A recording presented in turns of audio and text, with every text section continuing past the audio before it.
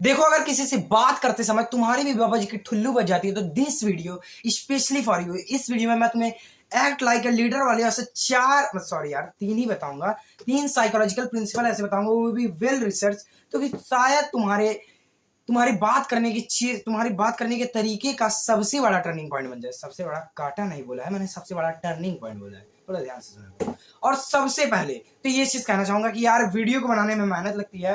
तुम्हें पता नहीं है कि मैं अभी बिगिनर क्रिएटर हूँ। मेरे चैनल पे जाकर चेकआउट करूँ मेरे कितने ज्यादा सब्सक्राइबर हैं। मैं अभी बिगिनर क्रिएटर हूँ, मुझे वीडियोस बनाने में समय लगता है, एडिट करने में समय लगता है। तो वीडियो में मेहनत जब लगती है तो लाइक और सब्सक्राइब करने में तुम्हारा क्या जाता है, वैसे भी इतना ज्यादा मेहनत। वेल, अब आते हैं अपने उस वाले पॉइंट में जिससे तुम्हारी सबसे ज्यादा कटती है। कि ऐसा कभी भी हुआ है कि जब भी तुम किसी से बात करने की कोशिश करते हो, 20 लोग रहते हैं, तुम्हें पता है कि क्या जवाब देना है, कैसे बात करना, और तुमने मिरर में देखकर बहुत ज्यादा प्रैक्टिस भी की है, लेकिन फिर भी तुम वर्ड अटक जाते हो। ऐसा किस लिए होता है जानते हो? ऐसा बहुत ज्यादा एक्साइटमेंट की वजह से होता है। हाँ, लिटरली एक्साइटमेंट की वजह से। स्कूल में तुम्हें टीचर्स ने सिखाया होगा कि बहुत ज्यादा एक्साइटमेंट दिखाओ चीजों को लेकर, लेकिन मेरे दोस्त ये उनकी सबसे बड़ी गलती है। क्योंकि जब आप किसी चीज को लेकर बहुत ज्यादा एक्साइटेड होते हैं और जब आप उसकी बहुत ज्यादा प्रैक्टिस भी कर लेते हैं, हर जगह ये चीज काम नहीं आती है, लेकिन पब्लिक स्पीकिंग में ये तो चीज बहुत ज्यादा काम आती है। इसमें ये होता है कि जब भी तुम अपने आप को शीशे में देखकर बार बार तुम्हें क्या बोलना है, जो तुम बोलने की कोशिश करते हो, फिर उसके बाद जब मेन स्टेज पे तुम्हें बोलना होता है तो तुम उस वर्ड्स को भूल जाते हो। और डेफिनेटली मैं कहता हूँ भूल जाओगे।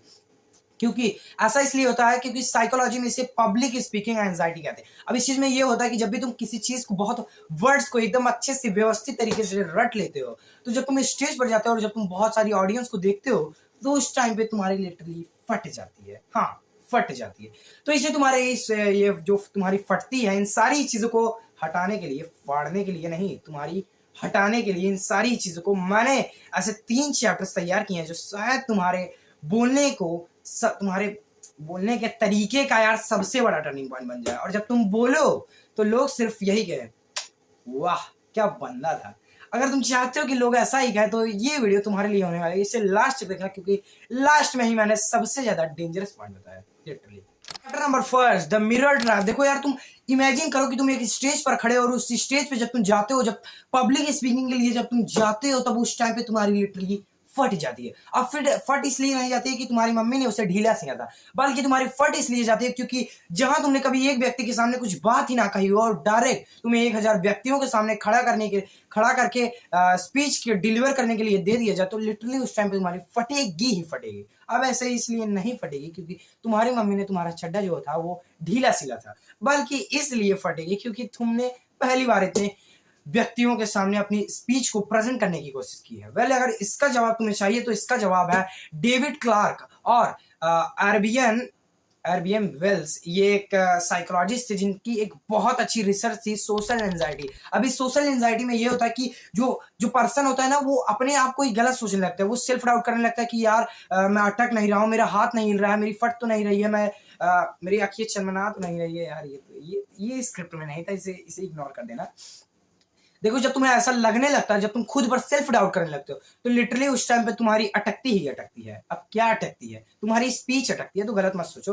हाँ, अब इस समय पे, इस टाइम पे तुम ये कर सकते हो, उस समय तुम ये कर सकते हो कि तुम पूरी क्राउड को सिर्फ एक पर्सन मान सकते हो, यानी जो वो पर्सन जो अपने आप को सिर्फ स्पीच, यानी तुम उसे अपना दुश्मन मान सकते हो। और ऐसा दुश्मन जिससे तुम्हारी बहुत ज्यादा कटती हो, यानी कि तुम्हें उसके सामने अपने आप को ऐसा प्रेजेंट करना है जैसे कि उसकी जले।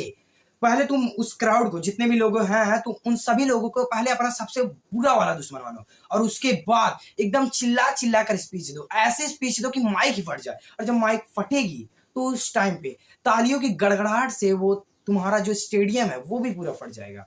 तो इसलिए जब भी क्राउड को देखो तो वहां से डरो मत, बल्कि उससे अपना सबसे घटिया दुश्मन मानो जो जिससे तुम्हारी सबसे ज्यादा करती है। और जब तुम ऐसा करोगे तो तुम उसे दिखाने के लिए कि देख भाई मैं भी कुछ कर सकता हूं, तो तुम अपनी पूरी 10x पावर लगाकर स्पीच को डिलीवर करोगे। और जब तुम ऐसी स्पीच को डिलीवर करोगे जिससे तुम्हारा इंपैक्ट, जिससे तुम्हारा ऑरा सबसे ज्यादा हाई हो, तो मुझे बताने की जरूरत ही नहीं है कि लोग तुम्हारे आगे पीछे कैसे कुत्तों की तरह घूमेंगे। फिर अगर तुम्हें ऐसा दूसरों को अपने आगे पीछे घुमाना है, तो इसके लिए मैंने तैयार किया है चैप्टर नंबर 2। तो without wasting any time, let's start this chapter 2। Chapter number 2, the confidence enzyme. देखो, तुम में से ज्यादा लोगों का क्वेश्चन क्या होता होगा कि यार मैं कॉन्फिडेंस बनना तो चाहता हूं, लेकिन कॉन्फिडेंस आता कहां है यार?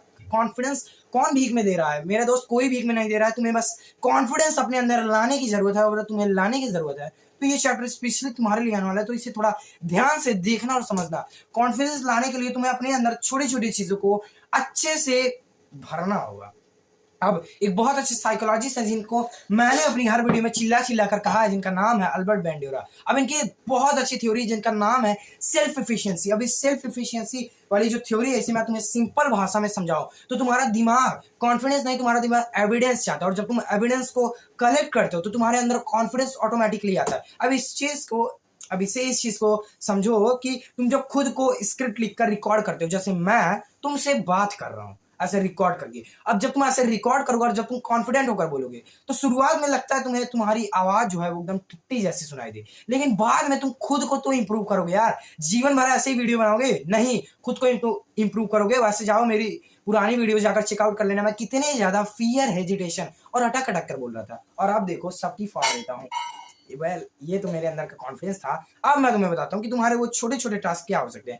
तुम क्लास में आंसर दे सकते हो, यानी कि मैं जानता हूँ तुम क्लास में हाथ नहीं उठाते हो। अगर तुम्हें कोई आंसर पता है या फिर तुम्हें पता है कि ये चीज पूछी जा सकती है तो उसे बहुत बढ़िया से रट लो और जाकर स्कूल में हाथ उठाओ। देखो हाथ ऐसे उठाना है और पूरी ऊपर तरीके से, और कहो कि सर मुझे याद है, और उसके बाद तुम बोलो। तुम्हारे मन में शुरुआत में गलत हो सकता है, तो मैंने स्पॉटलाइट इफेक्ट के बारे में बताया है कि जब तुम्हें ऐसा फील हो कि तुम्हें ऐसा लग रहा है कि मेरे वर्ड्स जो है गलत बोल रहे हैं, उस टाइम पे अपने सर को, अपनी पूरी क्लासरूम को सिर्फ एक पर्सन मानो, वो एक पर्सन जो तुम्हारा सबसे बड़ा दुश्मन है, और उसके सामने झोंक दो अपनी सारी आग। और उसके बाद जब तुम झोंकोगे तो सर सिर्फ एक ही चीज करेंगे, वाह बेटी मजा आया। और अगर तुम्हें मजा आया है तो ये वीडियो तुम्हारे लिए ही है, और अगर ये वीडियो तुम्हारे लिए है, और जब ये सारी चीजें होंगी तो तुम्हारे अंदर का जो कॉन्फिडेंस है वो ऑटोमेटिकली उछल उछल कर बाहर आएगा। और जब वो उछल उछल कर बाहर आएगा तो मुझे बताने की जरूरत ही नहीं है कि तुम अपने दोस्त से कितने अच्छे से बात कर पाओगे, तो इवन तुम अपने रिलेटिव जो तुम्हारे कुकड़े रिश्तेदार हैं उनसे भी तुम बहुत अच्छे से बात कर पाओगे। और साइंस की एक स्टडी में कहा गया है जब तुम नेटवर्किंग अच्छे से कर लेते हो, जब तुम कनेक्टिविटी अच्छे से कर लेते हो या फिर सीख जाते हो, तो ऑटोमेटिकली तुम्हारे अंदर कॉन्फिडेंस उछल उछल कर तुम्हारी आंखों में झलकता हुआ दिखाई देता है। वेल अगर तुम्हारे कॉन्फिडेंस तुम्हारे अंदर तुम्हारे आंखों के सामने तुम्हें झलकता हुआ दिखाई दे रहा है, तो अब आते हैं अपने चैप्टर नंबर 3 पे। तो without wasting any time let's start this chapter number 3। The fear ladder, यानी अपने डर से भागना नहीं है, उसे छोटे छोटे स्टेप्स में डिवाइड करना है। तुम्हें बहुत इंटरेस्टिंग कहानी सुनाता हूँ कि मैं, यानी मुझे भूत प्रेत की कहानियों से, देखो ये तुम्हें मजाक लग सकता है या फिर तुम कमेंट में थोड़ी बहुत बकचोदी भी कर दो, लेकिन मुझे फर्क नहीं पड़ता। मुझे भूतों से बहुत ज्यादा डर लगता था, और मुझे क्या, मेरी क्लास में जितने ज्यादा लोग हैं उन सभी को हॉन्टेड कहानियों से बहुत ज्यादा डर लगता था। अब उस टाइम पे मेरा सबसे बड़ा फियर और हेजिटेशन क्या था, वो भूत जो मुझे दिखता। लेकिन जैसे जैसे मैं मैच्योर होता गया उससे बस थोड़ा थोड़ा मुझे समझ में आ रहा था कि भूत प्रेत नाम की कोई चीज नहीं होती, लेकिन अंदर से मेरा डर था। और मेरे बगल, जस्ट मेरे घर के बगल में ही एक कब्रिस्तान है, मैं तुम्हें दिखाऊंगा अगर आओगे तो। यार मजाक कर रहा था, दिखाऊंगा नहीं क्योंकि बहुत ज्यादा घेरा वरा रहता है तो डरावना है। तो वहां पर ऐसा क्या हुआ कि लोग वहां से आने जाने में बहुत ज्यादा कम डरते थे, और मेरे घर वाले, स्पेशली मेरे घर वाले की आदत हो चुकी थी वहां से आना जाना, तो मेरे पापा, अंकल, सारे लोग उस कब्रिस्तान वाले रास्ते से ही आते जाते थे, लेकिन मेरी उस कब्रिस्तान वाले रास्ते से बहुत ज्यादा फटती थी। मैं दिन में तो वहां से चला जाता था, वो भी बहुत ज्यादा डर वर के, लेकिन रात को जो मेरी फटती थी ना, अब मैंने क्या किया, मैंने कहा कि धीरे धीरे मैं थोड़ा थोड़ा कब्रिस्तान के पास जाऊंगा, वो भी रात को, जिस टाइम पे कोई भी नहीं रहेगा। और उस टाइम पे मेरे जस्ट घर के बगल ही था, मैं उठकर थोड़े थोड़े आगे, और मैं कैसे बहाना बना कर जाता था, मुझे टॉयलेट लगी बस थोड़ा सा आगे चला जाता हूँ, बस थोड़ा सा आगे चले जाता हूँ, और देखते ही देखते लगभग 1 मंथ में मैं पूरी रात, अब तो मेरी हैबिट हो गई, मैं टहलने भी कब्रिस्तान में ही जाता हूँ। मेरे दोस्त, मैं ऐसे ऐसे ऐसे कब्रिस्तान में टहलता ही रहता हूँ। जैसे रात हो जाती है वर्कआउट करता हूँ, वर्कआउट करने के लिए थोड़ा सा माइंड फ्रेश करना जरूरी है ना, तो माइंड फ्रेश करने के लिए मैं कब्रिस्तान में ही टहलने जाता हूँ। और लिटरली मैं बता रहा हूँ, जैसे शमशान घाट में जो लोग गए होंगे उनको उतनी ज्यादा शांति फील होती है उस जहां पर, वैसे मैं कभी गया नहीं हूँ, लेकिन उसी प्रकार मुझे कब्रिस्तान में बहुत ज्यादा शांति मिलती है, और मुझे आज तक कभी भूत दिखा ही नहीं। और जब मैं खुद को जब मुझे याद आता कि यार मैं कैसे डरा करता था, तो मुझे खुद के ऊपर बहुत ज्यादा हंसी आती थी, क्योंकि जब आप नई चीज ट्राई करते तो आप परिवर्तित होते। और श्री कृष्ण ने ये चीज बहुत अच्छे से कहा है भागवत गीता में कि परिवर्तन ही संसार का सबसे बड़ा न्याय है, यानी तुम अपने आप को परिवर्तित करने के लिए कितनी जल्दी सही हो जाओ, वही सही है भाई।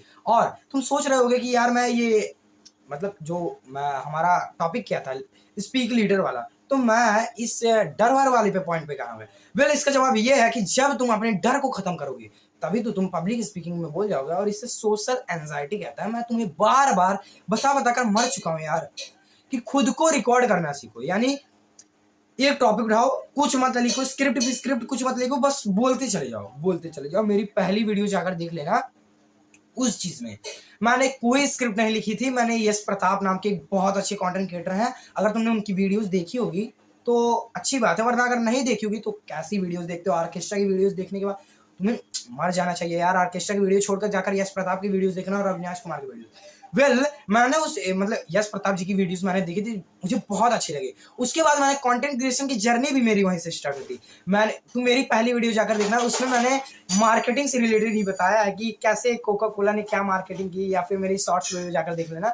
अब इस चीज में ये हुआ कि जैसे जैसे मेरा कॉन्फिडेंस बढ़ता गया, जैसे जैसे मेरी फियर और हेजिटेशन जो है टूटती गई, वैसे वैसे मेरे अंदर कॉन्फिडेंस, फोकस और डिसिप्लिन, कंसिस्टेंसी ऑटोमेटिकली आ गए। और एक चीज तुम्हें बताऊं, जब तुम मोटिवेशनल वीडियो बनाते हो लाइक मी, यानी जब तुम मेरी तरह मोटिवेशनल वीडियो बनाते हो, तो तुम अगर बाय द वे अगर तुम्हारा डिसिप्लिन, कंसिस्टेंसी या फिर तुम लेजीनेस फील करते हो, तो तुम्हें अंदर से एक आवाज आएगी कि जो बंदा दूसरों को मोटिवेट करता है वो खुद क्यों नहीं मोटिवेट हो सकता। और उसके बाद जो तुम उठकर पढ़ाई करते हो या फिर कमबैक करते हो या फिर कुछ भी करते हो, उसके बाद मुझे बताने की जरूरत ही नहीं है कि तुम्हारी जो स्पीक होती है, तुम्हारे जो बोलने का तरीका, तुम्हारे जो समझाने का तरीका है, यानी जो मैं ऐसे ऐसे ऐसे कर रहा हूँ, वो इन सारी चीजों को जब तुम कंबाइन करोगे तो तुम्हारे अंदर एक बहुत ही ज्यादा डार्क कॉन्फिडेंस आएगा। और मैंने डार्क कॉन्फिडेंस के ऊपर एक और बहुत अच्छी वीडियो बना रखी, तो उसे जाकर चेकआउट जरूर करना। बाकी अब वीडियो को यहीं खत्म करने का समय आ गया और किसी सुपर इंटरेस्टिंग वीडियो पर काम करने का वक्त शुरू आ गया।